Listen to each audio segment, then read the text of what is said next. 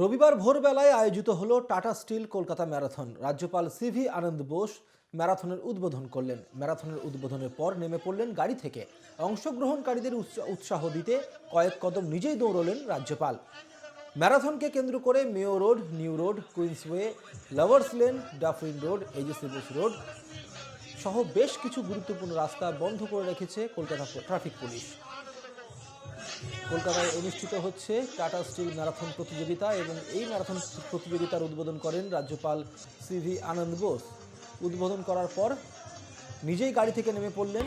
অংশগ্রহণকারীদের উৎসাহ দিতে কয়েক কদম নিজেই দৌড়ালেন রাজ্যপাল।